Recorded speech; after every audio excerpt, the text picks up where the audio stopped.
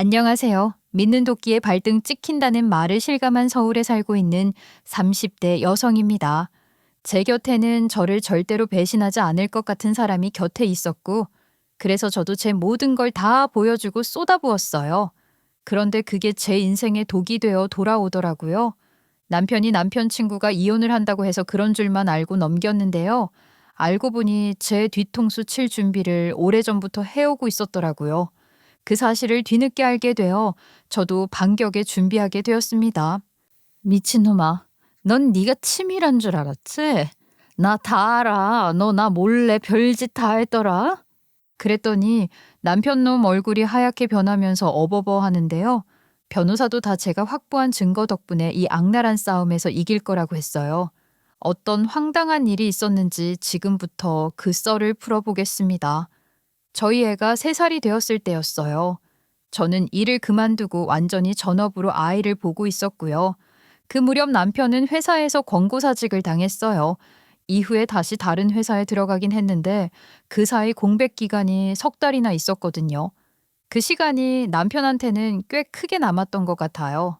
겉으로는 괜찮은 척했지만 불안했었나 봐요.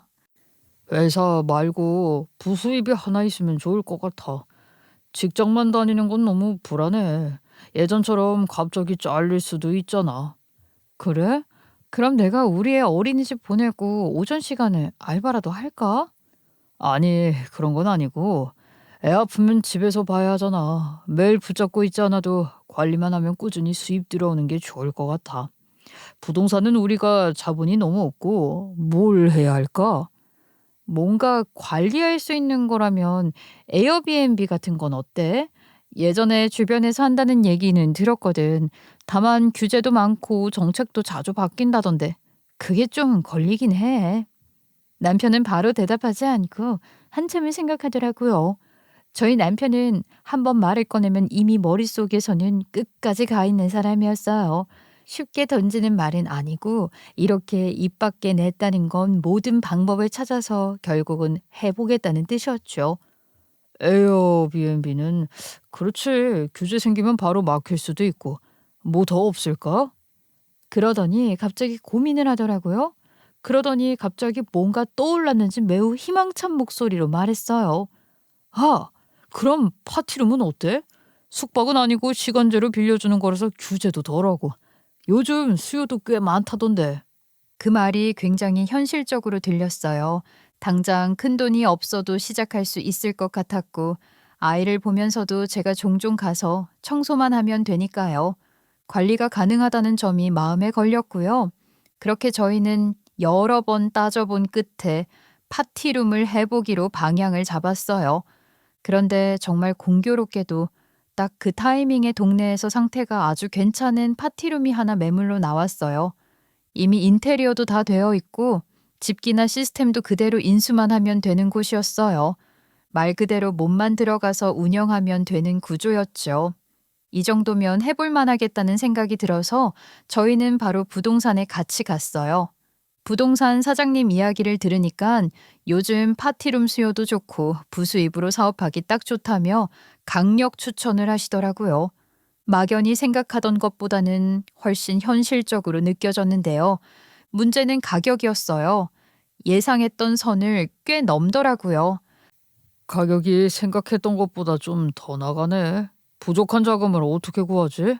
대출 받을까? 대출은 좀 그래. 돈 벌자고 시작하는 건데 시작부터 빚을 크게 내는 건 좀 부담이야. 안 하는 이만 못하는 것 같아. 괜히 무리했다가 나중에 감당 못할 손해를 보는 건 아닐까 싶어서 대출 얘기만 나오면 마음이 계속 걸렸어요. 돈 벌자고 시작하는 일인데 시작부터 빚을 안고 가는 게 맞나 싶기도 했고요. 결국 그날은 서로 더 말하지 않고 일단은 시간을 두고 생각해 보자고 하고 부동산을 나왔어요. 저는 그 문제를 그렇게 정리했다고 생각했는데 그 사이에 남편은 자기 친구한테 이 얘기를 했더라고요. 며칠 뒤였어요. 남편이 회사에서 전화를 했는데 목소리가 평소랑 달리 잔뜩 들떠 있었어요. 여보, 내 친구가 부족한 금액을 투자 형태로 도와주겠대. 우리 돈 문제 해결이야. 정말? 그 큰 돈을? 너무 감사하다. 진짜 오랜 우정이 이런 데서 빛을 발하는구나. 그때는 그 친구가 그렇게 든든할 수가 없었어요. 걱정이 한순간에 안도로 바뀌면서 이 선택이 잘 풀릴 거라고만 믿고 있었어요. 남편의 친구는 남편과 어릴 때부터 알고 지낸 중마고우인데요. 심지어 그 친구 아내는 남편과 대학교 동창이라 저희 남편이 둘을 소개를 해주고 결혼까지 한 사이거든요. 그래서 저도 이미 알고 지내던 사람들이었어요. 남편 친구 와이프와는 제가 나이가 더 어려서 언니 동생 하는 사이고요. 그 부부는 결혼한 지는 됐지만 아직 아이가 없어서 시험관 시술이다 뭐다 하면서 힘들어하던 커플이었어요. 특히 여자 쪽 몸 상태가 좋지 않다는 이야기도 알고 있었고요.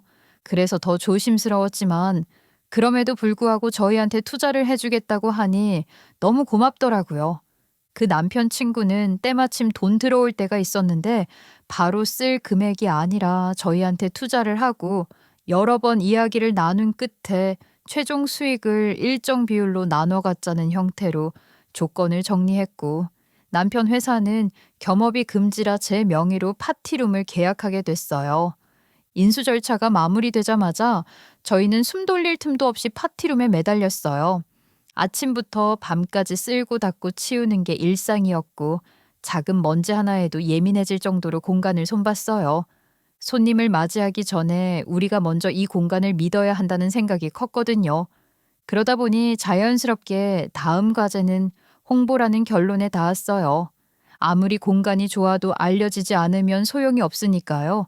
인스타에 사진을 올리기 시작했고 분위기 좋은 날은 일부러 조명을 켜고 각도를 잡아가며 촬영했어요. 주변 셀럽이나 지인들에게도 연락해서 초대했고 사진을 남기고 태그해달라고 부탁했어요. 그렇게 저희는 손님을 기다리기보다 먼저 사람들 눈에 띄는 공간이 되려고 애쓰고 있었어요. 그런데요, 기대와는 다르게 파티룸은 생각만큼 잘 돌아가지 않았어요. 홍보도 나름 열심히 했고 사진도 예쁘게 찍어 올렸는데 평일에는 거의 비어있는 날이 대부분이었어요. 예약 알림이 울릴 때가 드물었고 그나마 잡히는 것도 한 달에 몇 번, 주말에 한 번 있을까 말까 한 정도였어요. 불이 켜지지 않은 공간을 바라보며 하루를 마무리하는 날이 점점 늘어났고 저희 마음속에도 조금씩 불안이 쌓여가기 시작했어요. 파티룸이 기대만큼 돌아가지 않다 보니 자연스럽게 투자자인 남편, 친구 부부와 운영 점검이라는 명목으로 만나는 횟수가 잦아졌어요. 처음에는 정말 일 이야기였어요. 왜 예약이 안 잡히는지 뭐가 문제인지 하나씩 짚어보자는 분위기였고요. 지금 구조가 조금 애매한 것 같아. 사진은 예쁜데 실제로 쓰기엔 동선이 불편해 보여. 마케팅도 타깃이 애매하고. 그래서 컨셉을 아예 정리했어. 소규모 생일 파티나 브라이덜 샤워 쪽으로 방향을 잡고 가구 배치도 조금 바꿨고 운영 방식도 시간대별로 나눠서 다시 잡았어. 그렇게 몇 번 손을 보니까 완전히 잘 된다고 말할 정도는 아니었지만 그래도 전보다는 예약이 조금씩 늘긴 했어요. 문제를 해결하고 있다는 느낌은 들었고 남편도 그제야 숨통이 트이더라고요. 손님이 다녀가고 나면 청소는 전부 제가 맡아서 했어요. 운영이라고 해봐야 예약 관리랑 현장 정리 정도였는데 그중에서도 제일 손이 많이 가는 게 청소거든요. 예약은 남편과 제가 시간 되는 사람이 맡아서 처리했고요. 그런데 하필 그때가 가을이라 감기철이 막 시작될 즈음이었고 저희 아이가 모세기관지염에 걸려서 하루 종일 엄마만 찾고 떨어지지를 않았어요. 문제는 그 주에 예약이 연달아 잡혀 있었다는 거였어요. 한 팀이 퇴실하면 바로 다음 예약이 들어오는 구조라 청소를 미룰 수도 없는 상황이었죠. 결국 아이를 데리고 파티룸에 가야 했어요. 아이를 업은 채로 바닥을 닦고 쓰레기를 정리하고 화장실까지 다 돌다 보니 3시간이 훌쩍 지나 있었고요. 그날 밤부터 제가 완전히 무너졌어요. 몸살이 심하게 왔고 열은 39도까지 올라가고 정신도 몽롱했어요. 남편은 회사에 나가 있었고 저는 이 상태로 계속 버텨야 하나 아니면 청소하는 사람을 따로 구해야 하나 고민하고 있었어요. 딱 그때 남편 친구 와이프 언니한테서 전화가 왔어요. 목소리가 왜 이렇게 안 좋아? 어디 아파? 요즘 감기철이라 수연이가 아파서요. 애 업고 청소를 3시간이나 했더니 이제 제가 몸살이 났어요. 그런데 곧 퇴실인데 바로 다음 예약이 있어서 또 청소를 하러 가야 해요. 이 몸으로 가야 하나, 사람을 구해야 하나 고민 중이에요. 어머, 그런 상황이야? 세상에, 그럼 내가 도와줄게. 청소만 하면 되는 거잖아. 청소하면 나 자신 있어. 아유, 아니에요, 언니. 사람 구해서 하면 돼요. 언니한테 제가 어떻게 그런 부탁을 해요. 괜찮아. 투자자 입장에서 일 도와주는 거지 뭐. 비밀번호만 보내. 내가 얼른 가서 끝내고 올게. 그렇게 그날은 남편 친구 와이프 언니가 저 대신 파티룸 청소를 해줬어요. 그리고 그 뒷날도요. 저는 그게 너무 고마워서 따로 돈도 챙겨드리고 작은 선물도 준비했어요. 제 몸이 어느 정도 회복되고 나서 언니랑 따로 점심을 먹었어요. 그날 일을 그냥 넘기기에는 마음에 계속 걸렸거든요. 밥을 먹기 전부터 저는 고맙다는 말을 꼭 해야겠다고 생각하고 있었어요. 언니, 진짜 제 은인이에요. 그날은 정말 어떻게 해야 하나 발만 동동 구르고 있었거든요. 언니 전화 없었으면 큰일 날 뻔했어요. 아니야, 괜찮아. 나는 오히려 일상이 너무 단조로웠는데 그런 날이 있으니까 좋더라. 괜히 사람 사는 느낌도 나고. 그러더니 웃으면서 말을 덧붙였어요. 다음에 또 필요하면 언제든 편하게 말해. 내가 할 수 있는 건 다 도와줄게. 그 말을 듣는데 마음이 이상하게 놓이더라고요. 정말로 제 편이 생긴 것 같은 기분이었어요. 그래서 저는 더 고마웠고 뭐라도 하나 더 해주고 싶은 마음이 점점 커지고 있었어요. 그 일을 계기로 언니랑은 저랑도 급속도로 가까워졌어요. 그래서 더 자주 만나는 사이가 되었는데요. 솔직히 말하면 언니는 정말 예뻤어요. 아이를 아직 안 낳아서 그런지 몸매도 그대로였고 옷도 늘 깔끔하고 예쁜 것만 입었어요. 반면 저는 아이 낳고 나서 몸이 완전히 달라졌고 체중도 10kg 넘게 늘어난 상태였어요. 하루 종일 집에만 있다 보니 옷차림도 점점 후줄근해졌고요. 그런 저를 언니는 유난히 챙겨줬어요. 화장품도 종종 사다 주고 어느 날은 오늘은 이거 하자면서 속눈썹 연장도 해주겠다고 했어요. 그렇게 언니 집에서 같이 시간을 보내다가 저는 눈을 감고 언니 앞에 누워서 관리를 받고 있었죠. 내가 언니 덕분에 점점 예뻐진다.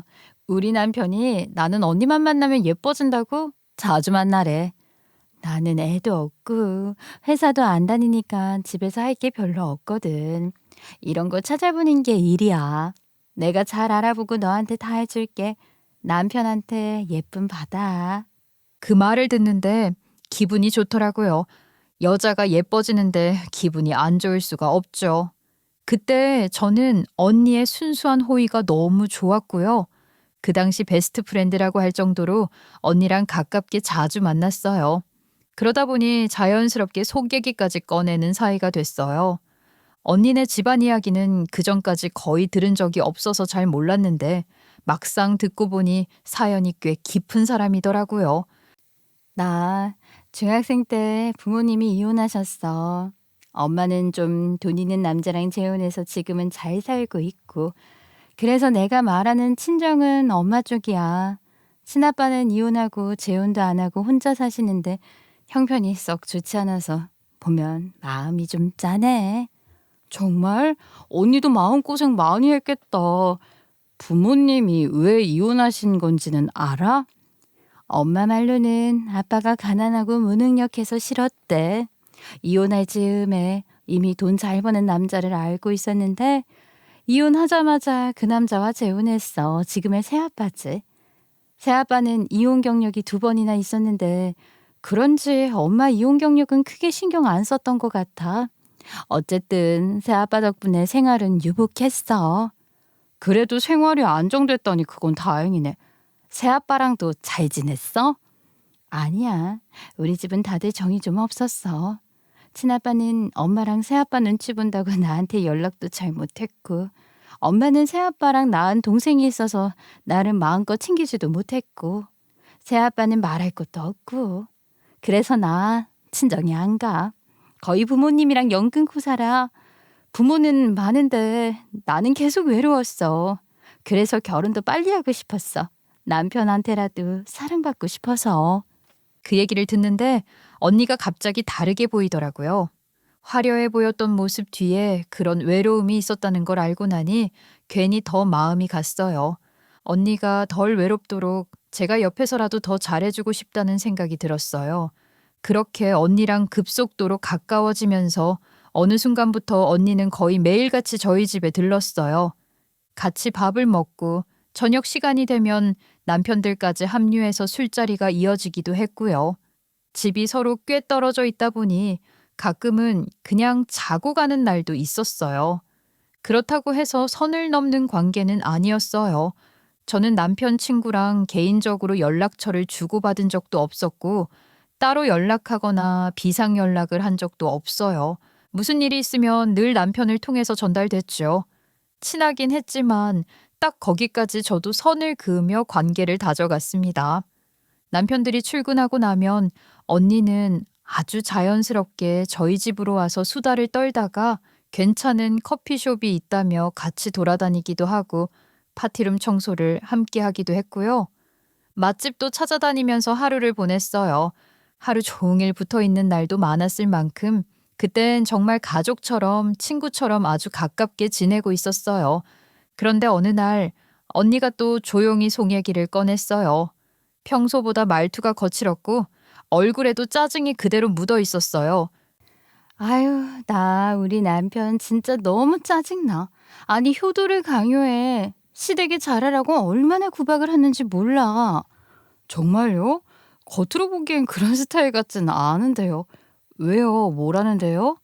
고집이 얼마나 센지 알아? 내 의사는 묻지도 않고 시부모님 모셔오고 명절에는 상의 한마디 없이 시댁에서 사흘은 있어야 한대. 그 얘기를 내가 시어머니 입으로 들었고 기분이 정말 더러워. 내 거처를 시어머니한테 들어야겠어. 이게 말이 돼? 언니, 그건 아니죠. 싫다고 분명히 말해야 해요. 예의의 문제잖아요. 화 내봤어요? 당연히 냈지. 그런데 뭐라는 줄 알아? 나는 어차피 친정 안 가니까 시댁에 더 있어도 상관없지 않냐는 거야. 내가 시댁 가면 얼마나 불편한지 그런 건 전혀 생각 안 하더라. 그 얘기를 듣는데 저도 모르게 어머 어머 소리가 나왔어요. 듣기만 해도 숨이 막혔고 결혼 생활이 얼마나 괴로울지 눈에 그려졌어요. 언니 말로는 이런 일들이 쌓이고 쌓여서 하루하루가 버겁다고 했어요. 너는 참 좋겠다. 네 남편은 안 그러잖아. 배려도 있고 말도 통하고 회사도 다니면서 부수입 때문에 파티룸까지 알아보고 시부모님 문제도 필요할 땐 딱 선거주고 너는 남편을 잘 만난 거야. 효도를 강요하는 사람은 정말 최악이야. 요즘 세상이 어떤 세상인데요. 한 사람한테만 희생을 강요하는 건 말이 안 돼요. 이건 부부 사이에서도 예의 없는 행동이에요. 그날은 저도 너무 공감이 돼서 같이 흥분한 채로 한참을 이야기했어요. 하지만 이건 남편 친구한테 전할 수 있는 이야기가 아니잖아요. 그래서 그냥 여자들끼리 하는 말로만 넘기기로 했어요. 그런데 어느 날 남편이 갑자기 그러더라고요. 아니, 오늘 내 친구 만났는데 재수 씨 좀 이상한 사람 같아. 왜? 내가 아는 언니는 너무 좋은 사람이야. 무슨 일 있었는데? 애 없는 것도 다 재수 씨 탓이라 그 집 집안에서는 말이 좀 많대. 그러면 다른 부분에서 좀 잘해야 될 것 아니야. 그런데 시댁 가족 모임도 계속 피하려고 하고 시댁 일에는 아예 신경을 안 쓰려고 한다더라. 솔직히 좀 너무한 거 아니야? 내 친구도 그렇지만 재수 씨도 성격이 좀 별로인 것 같아. 그 말을 듣는데 제가 순간 욱했어요. 이미 언니한테 들은 말이 있어서 그런지 저도 모르게 언니 편을 들게 됐어요. 그런 거 아니야. 그건 여보 친구 태도가 문제야. 효도를 너무 당연하게 강요하잖아. 분명히 충분한 상의도 없이 독단적으로 결정한 게 있을 거야. 그러면 누가 화 안 나겠어? 당연히 마음 다치고 다음엔 비협조적으로 나올 수도 있는 거지. 뭐라고? 내 친구가 그랬다는 걸 어떻게 확신해? 왜? 재수 씨가 뭐라고 했어? 뭔데? 그렇게 저희는 저희 일도 아닌데 남의 집 이야기로 다투게 된 거예요. 너무 큰 감정 싸움을 하고 난 후 남편이 저랑 미묘하게 거리를 두기 시작하더라고요. 원래는 싸워도 다음 날이면 금방 풀리고 아무 일 없던 것처럼 지냈거든요. 그래서 제가 먼저 말을 꺼냈어요. 이건 우리 일이 아닌데 이런 걸로까지 싸울 필요는 없지 않냐고요. 남편도 그 말은 알아듣더라고요. 그렇게 다시 관계를 정리하고 나서 저희는 그 집 일에는 조금 거리를 두자고 했어요. 너무 가까워져 있어서 감정이 과해졌던 것 같다고 하니까 남편도 알겠다고 했고요. 그렇게 서로 조금씩 거리를 두고 지내던 어느 날이었어요. 그 친구네 부부 사이에 뭔가 일이 있었던 모양이었는지 남편이 그 친구랑 술 한 잔을 해야겠다고 하더라고요. 이상하게도 그날은 언니에게서 아무 연락이 없었어요. 평소 같으면 별일 없어도 하루에 한 번은 연락이 오던 사람이었는데 그날은 하루 종일 조용했지요. 그게 조금 걸리긴 했지만 깊게 생각하지는 않았어요. 조용하게 얘기할 때가 필요한데 아무래도 우리 파티룸이 제일 나을 것 같아. 오늘 예약 없지? 오늘은 없어. 그래, 조용한 곳은 우리 파티룸이 딱이네. 내가 비밀번호 문자로 보내줄게. 대신 정리 잘하고 와. 남편은 친구를 데리고 파티룸으로 갔고 저는 아이 재우고 집에 있었어요. 몇 시간쯤 지났을 때였어요. 집에 오고 있나 하고 파티룸 CCTV를 한번 확인해 봤어요. 저희 파티룸 CCTV는 어플로 실시간 확인이 되고 녹화 영상도 석 달 정도 저장이 되거든요. 화면 속에서는 남편과 친구가 마주 앉아서 꽤 심각한 표정으로 이야기를 나누고 있었어요. 분위기상 금방 끝날 것 같지는 않았고요. 남편도 늦을 것 같다고 연락을 해와서 저는 더 기다리지 않고 아이랑 먼저 잠자리에 들었어요. 그날 남편은 거의 아침이 다 돼서야 들어왔어요. 얼굴이 많이 지쳐 보였고 말수도 평소보다 확 줄어 있었어요. 저는 더 묻지 않고 아이부터 챙기다가 아침에야 조심스럽게 말을 꺼냈어요. 어제는 얘기 잘 했어? 무슨 일이래? 남편은 한참을 뜸들이다가 말을 하더라고요. 누군가의 사정을 대신 전하는 사람처럼 조심스러운 표정이었어요. 둘이 아무래도 권태기인 것 같아. 생각보다 상황이 좀 위험해 보여. 내가 중간에서 잘 말해줘야 할 것 같더라고. 그래서 오늘은 은경이랑도 따로 이야기하기로 했어. 아마 좀 늦을 거야. 은경이는 남편 친구 와이프 언니 이름이고요.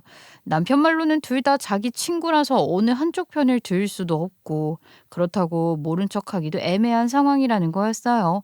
그래서 그날은 밖에서 언니를 만나서 이야기를 하겠다고 했고요. 저녁쯤 전화가 왔는데 주변이 꽤 시끄러웠어요. 근처 커피숍이야.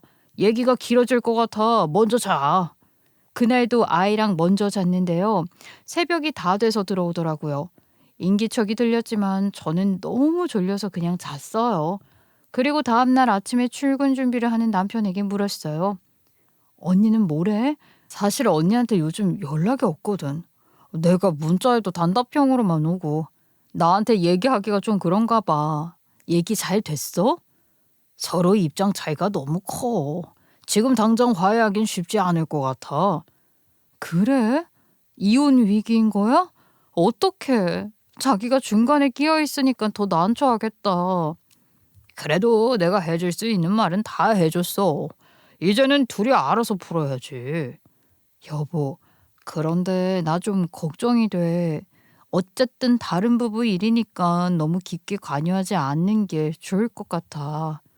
나도 알아. 내가 할 몫은 끝났고 이제 나도 더 이상 이야기 안 하려고 했어. 걱정하지 마. 저는 언니와도 연락이 잘 닿지 않았고 남편은 저한테 자세한 이야기를 해주지 않는 걸 보니 뭔가 꽤 심각한 일인 것 같았어요.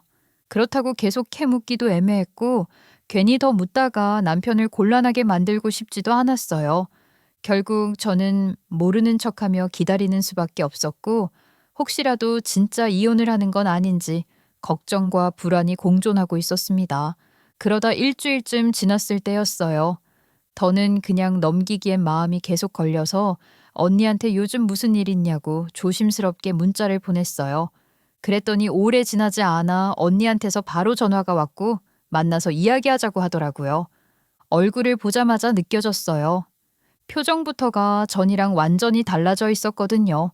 그동안 쌓였던 긴장이 풀린 사람처럼 한결 가벼워 보였어요.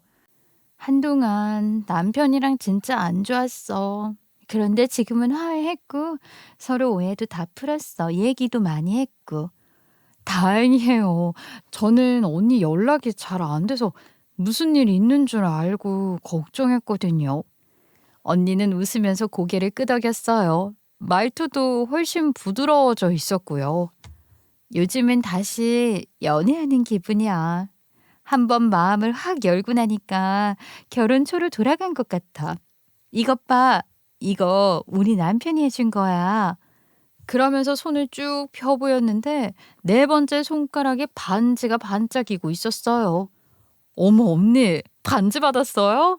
완전 연애 중이네. 너무 예쁘다. 저번 주말에는 분위기 좋은 커피숍 가서 시간 보내고 왔고, 이번 주말에는 맛집 가기로 했어. 내가 먼저 가보고 좋으면 너도 데리고 갈게. 좋죠. 완전 좋죠. 우리도 다시 좋은 데 가고 커피숍 투어도 다니고 그래요. 언니는 연애를 다시 시작한 사람처럼 이것저것 자랑을 늘어놓았어요. 듣고 있는 저까지 괜히 기분이 좋아질 정도였고요. 저는 속으로 참 다행이라고 생각했어요. 이제는 그 집 일로 더 이상 마음 쓰지 않아도 되겠구나 싶었어요. 그런데요, 이상하게도 그 무렵부터 남편이 조금씩 달라지기 시작했어요. 겉으로 보기에는 여전히 저랑 아이한테 다정했고 집에 있으면 가정적인 모습이었어요. 그래서 더 헷갈렸던 것 같아요. 문제는 그 다정함 뒤에 설명되지 않는 장면들이 하나씩 늘어났다는 거였어요. 더 답답했던 건 파티룸 예약도 그때부터 눈에 띄게 줄어들었다는 점이었어요. 예전처럼 주말에는 그래도 예약이 들어왔는데요. 어느 순간부터 예약이 뚝 끊기더라고요. 게다가 남편이 주말에 나가는 근무는 자진해서 가는 것이라 수당이 없어요. 수입은 줄어드는데 남편은 오히려 더 바빠 보이니 마음이 더 불안해졌어요. 집에 같이 있다가 전화가 오면 남편은 꼭 자리를 피해서 혼자 통화를 했어요. 누구한테서 온 전화냐고 물으면 늘 회사라고만 했고요. 그런데 어느 날 통화 내역을 보니까 기록이 깔끔하게 전부 지워져 있더라고요. 우연이라고 넘기기엔 묘하게 찜찜했어요. 주말도 그랬어요. 예전에는 가끔 있던 회사 출근이었는데 어느 순간부터 토요일마다 당연한 것처럼 회사를 나갔어요. 혹시 다른 데를 가는 건 아닐까 싶어서 자동차 블랙박스를 확인해 봤는데 그 기록마저 통째로 지워져 있었어요. 카드 사용도 이상했어요.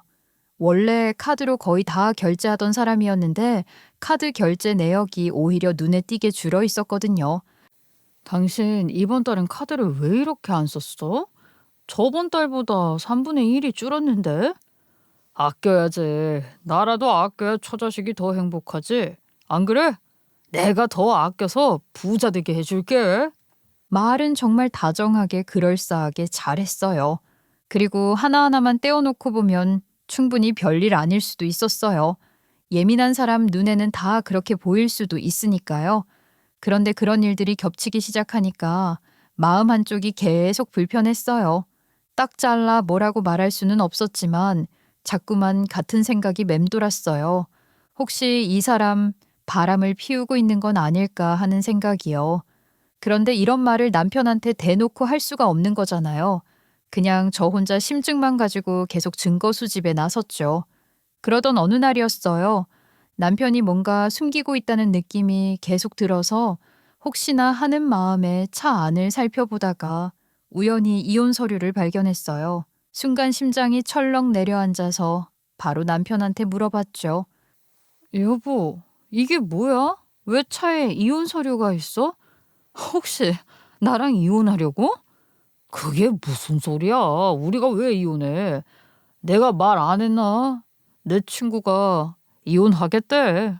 그거 도와주느라 회사에서 서류 좀 뽑아주기로 했거든. 그래서 내가 뽑아서 가져온 거야.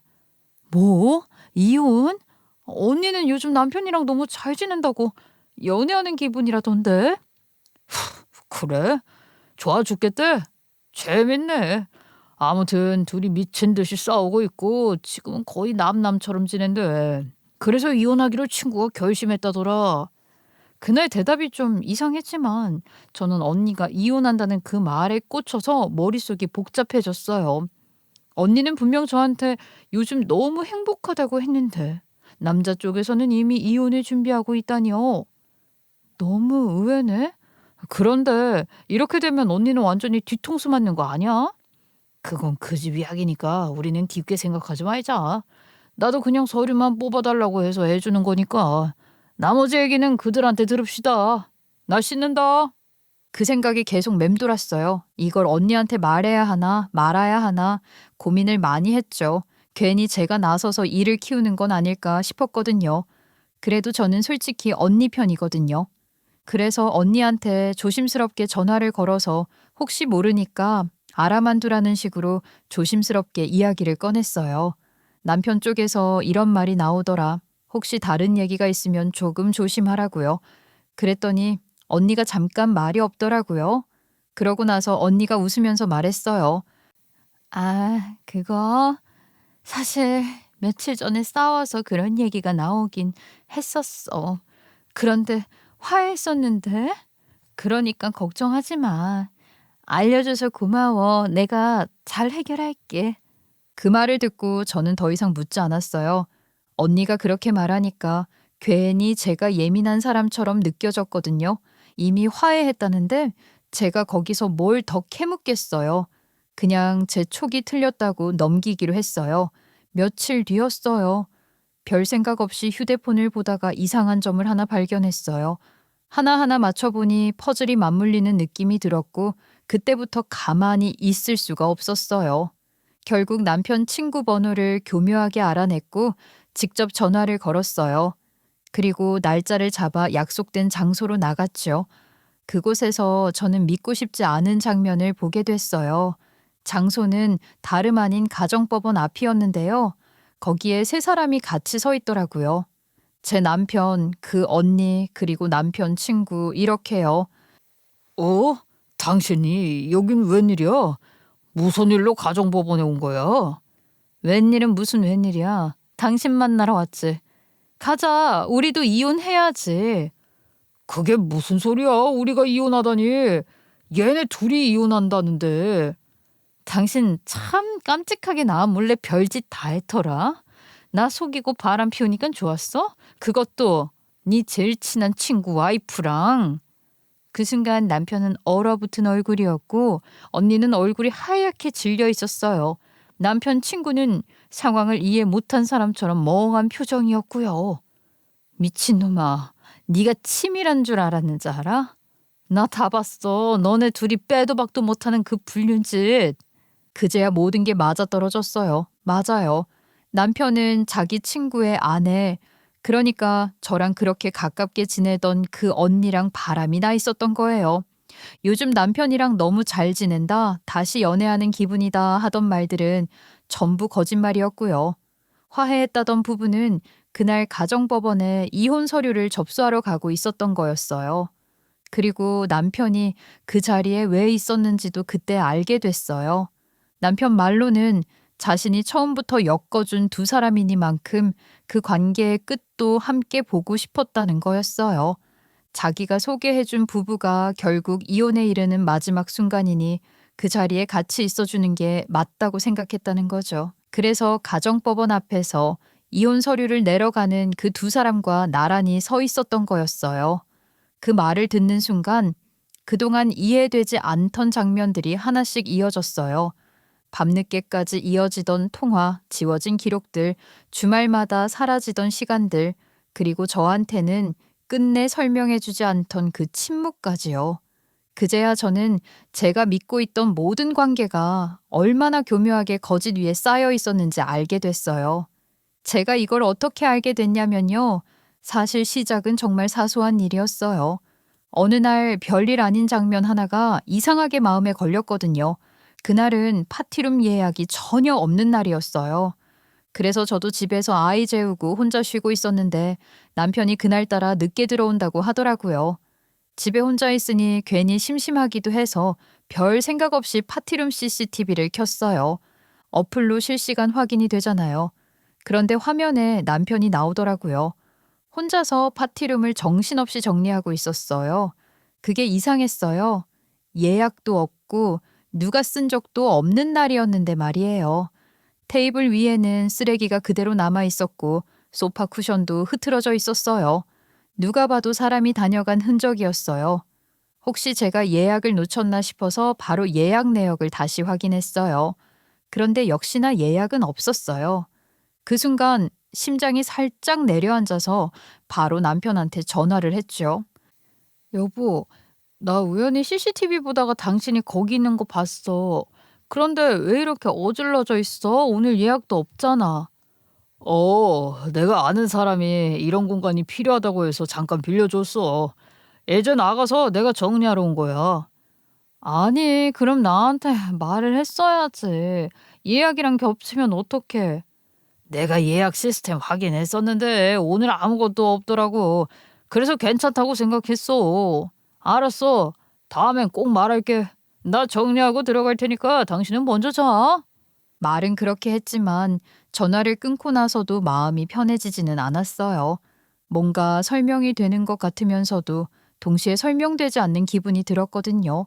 그래도 그날은 더 캐묻지 않고 그냥 넘어갔어요. 그런데요, 이상하게 마음이 계속 걸리더라고요. 낮에 그냥 넘겼던 그 장면이 자꾸 머릿속에서 떠나질 않았어요. 그래서 그날 밤 저는 다시 파티룸 CCTV 기록을 하나하나 확인해 봤어요. 실시간 말고 저장된 영상들을요. 그런데 보다 보니 이상한 점이 보이기 시작했어요. 영상이 통째로 지워져 있는 날들이 몇 번 있더라고요. 예약도 없던 날들이었고요. 공통점이 있었어요. 전부 토요일이었어요. 그 순간 남편이 토요일마다 회사에 간다고 했던 날들이 번뜩 떠올랐어요. 누군가가 제 뒤통수를 막 치는 것 같았죠. 그런데 그 순간 그 언니한테 연락이 오더라고요. 지비야, 우리 며칠 뒤에 만나기로 했던 건 날짜 미루자.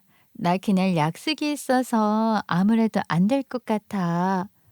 저는 남편의 행동에 너무 화가 났지만 그래도 부부 사이의 일이고 제가 기분 나쁜 상황인 것을 티내지 않고 차분하게 응대했어요. 어, 언니 알았어. 나는 괜찮으니까 다른 날 잡자. 내가 지금 바빠서 전화 먼저 끊을게. 전화를 끊고 저장된 영상 날짜 하나씩 눌러가며 남아있는 영상들을 전부 확인했어요. 그러다 보면 안 될 영상을 보게 됐어요. 그날도 주말 아침이었어요. 화면 속 파티룸 소파에 커플 하나가 나란히 누워 쉬고 있더라고요. 처음엔 멀리서 찍혀서 누군지 잘 안 보였어요. 그런데 화면을 조금 더 당겨보는 순간 숨이 멎는 것 같았어요. 그 사람이 누군지 아세요? 제 남편이었고 옆에 누워있던 여자는 남편 친구 와이프, 그 언니였어요. CCTV를 계속 돌려보니까 더 명확해졌어요. 주말 아침마다 회사 가야 한다고 나가던 남편은 회사가 아니라 파티룸으로 출근하고 있었던 거예요. 남편이 먼저 와서 기다리고 있으면 잠시 뒤에 그 언니가 들어왔어요. 남편은 너무도 익숙한 듯 스킨십을 하며 그 언니를 맞이했고 둘은 자연스럽게 몸을 밀착하며 앉더라고요. 저희 CCTV가 소리는 녹음이 안 되지만 영상만으로도 두 사람이 어떤 사람인지 충분했어요. 그날 파티룸에서 둘은 간단하게 음식을 해 먹고 같이 영화를 틀어놓고 시간을 보냈어요. 누가 봐도 오래된 연인 같은 모습이었어요. 숨기지도 망설이지도 않는 태도였어요. 그리고 머리를 세게 얻어맞은 것 같은 장면이 하나 더 나왔어요. 언니가 자신의 남편한테 반지 받았다고 자랑하던 그 반지요. 그 장면이 CCTV에 그대로 찍혀 있더라고요. 알고 보니 언니의 남편이 아니라 제 남편이 그 언니 앞에 무릎을 꿇고 반지를 끼워줬던 거였어요. 그러면서 자신의 남편이 해준 거라고 얼마나 자랑을 했었나요? 그날 언니가 했던 말, 언니가 지었던 표정, 그런 게 모두 다 선명하게 기억나요. 이거 봐.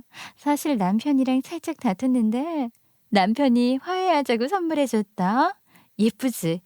다이아래. 너무 예쁘다. 그러니까 원래 부부는 다투면서 사는 거잖아. 칼로 물베기라잖아. 마음 풀고 잘 살아봐요. 저는 소름이 끼치고 너무 놀라서 집에서 어머 하며 크게 소리를 지르면서 그 CCTV 영상 기록을 봤습니다.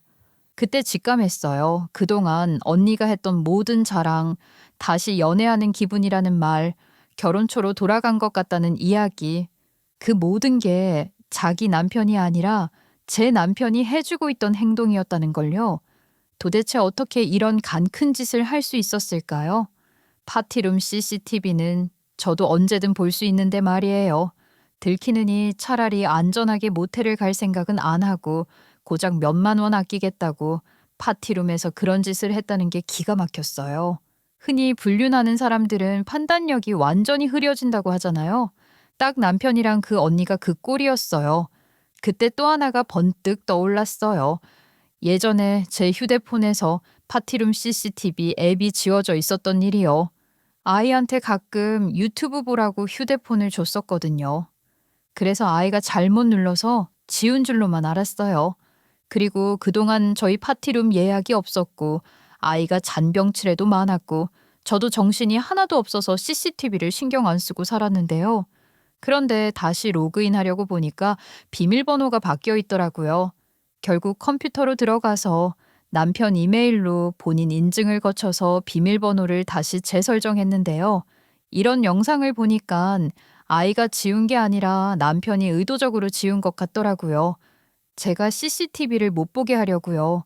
차분히 하나씩 되짚어 보니까 퍼즐이 맞아떨어지더라고요. 언니가 저한테는 남편이랑 사이가 너무 좋다고 했고 반대로 남편 친구는 저희 남편한테 부부 사이가 이미 끝났다고 말했었거든요. 그러니까 언니가 말하던 좋은 관계라는 건 자기 남편이 아니라 제 남편과의 관계였던 거죠. 그걸 깨닫는 순간 화가 머리끝까지 치밀어 올랐어요. 생각해보니 그 언니가 어느 순간부터 저희 집에 잘 안 오고 저랑도 일부러 거리를 둔 이유가요. 제 남편과의 관계가 깊어질수록 저를 마주하는 게 불편해졌던 거겠죠. 언니는 이혼 위기였고 외로웠고 그 틈으로 제 남편이 아주 자연스럽게 훅 들어간 거였어요. 그렇게 두 사람은 선을 넘었고 그때부터는 불륜 관계가 됐는데 제 얼굴을 보고 싶기도 하면서 보기 싫기도 하고 아무튼 그랬을 것 같은데 정말 대범하지 않아요? 제 앞에서 반지 자랑하고 데이트 자랑하는 거요. 너무 화가 나서 분개하고 눈물도 나고 그런 감정의 소용돌이에 휘말리다가 인터넷에 저희 파티룸 고객 후기를 보게 됐는데요. 거기서 또 남편의 비밀 하나를 발견했어요.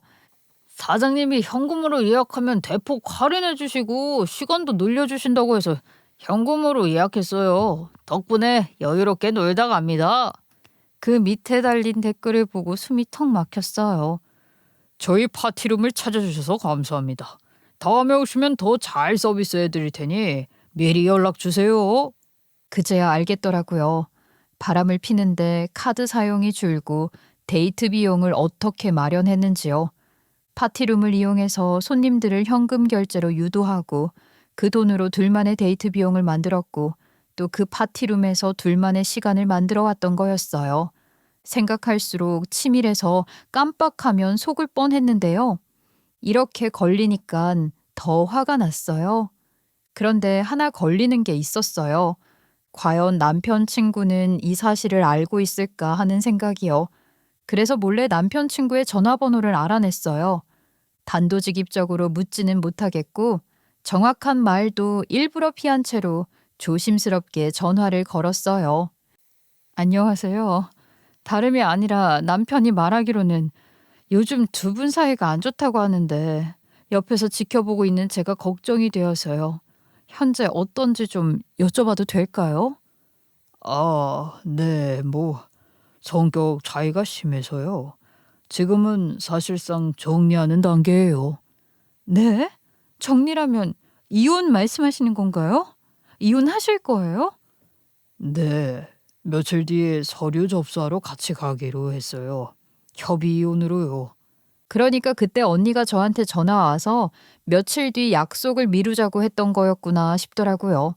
그날이 바로 이혼 서류를 접수하러 가는 날이었던 거예요. 어차피 다 알게 될 일인데 왜 저한테는 얘기를 안 할까? 그때는 이해가 안 됐어요. 하지만 남편 친구는 아무것도 모르고 성격 차이로 이혼을 하려고 하는 걸 알게 되었고요. 그래서 저는 이 두 사람도 협의 이혼으로 조용히 끝낼 일이 아니라는 걸 알려주고 싶더라고요. 그래서 협의 이혼하려면 두 사람이 같이 가정법원에 가야 하는데 그래서 약속된 시간과 장소에 저도 나간 거예요. 아무것도 모르는 그 남편 친구에게 두 사람의 불륜 사실을 직접 보여주고 말하기 위해서요. 그 자리에서 CCTV 영상을 본 남편 친구의 얼굴은 순식간에 새하얗게 질렸어요. 한참을 화면만 보던 그 사람이 아무 말 없이 제 남편 쪽으로 다가가더니 그대로 주먹을 휘둘렀어요. 너 이 새끼야. 넌 친구도 아니야. 아니, 내 말 좀 들어봐. 내 말 좀. 나도 당한 거야. 제가 날 유혹했다고.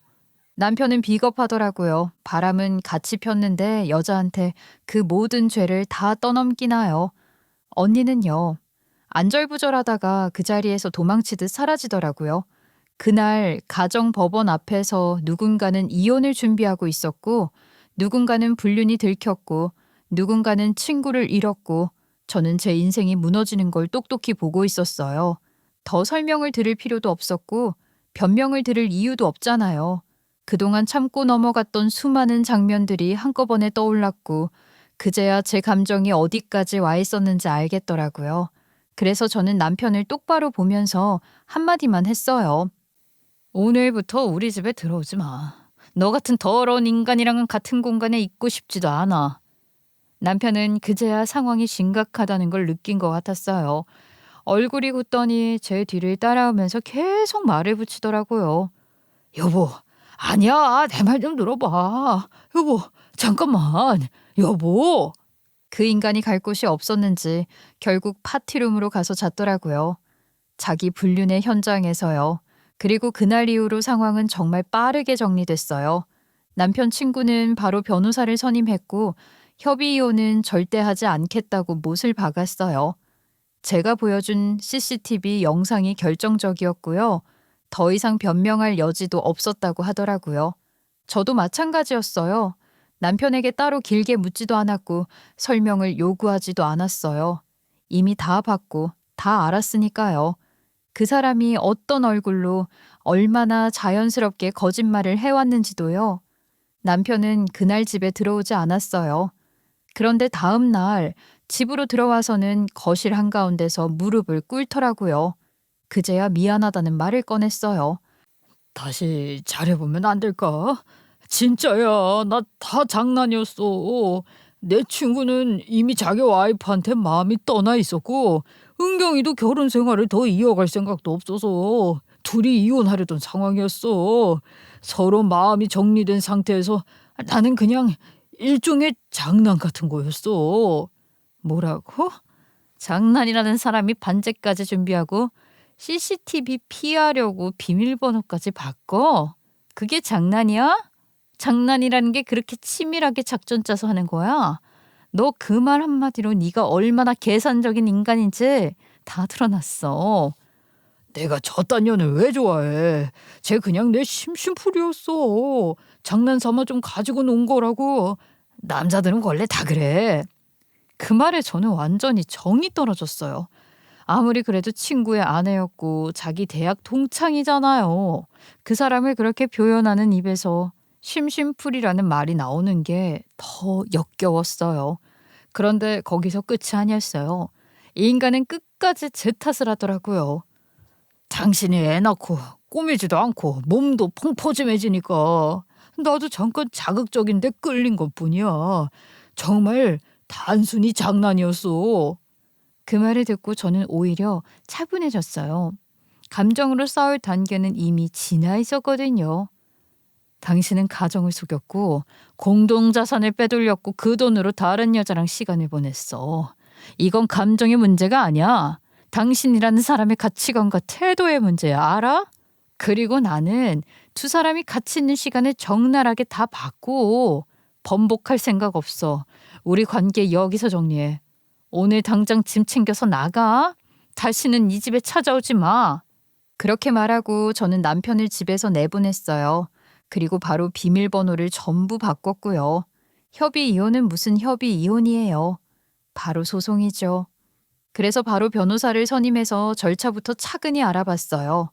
CCTV 영상은 누가 봐도 빼박이었고 고객 후기에서 현금으로 예약을 유도한 정황까지 다 정리돼 있었어요. 그 돈이 어디로 쓰였는지도 분명했고요.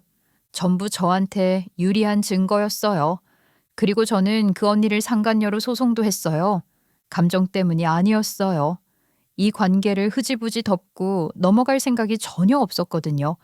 잘못은 분명히 짚고 책임도 분명히 지워야 한다고 생각했어요.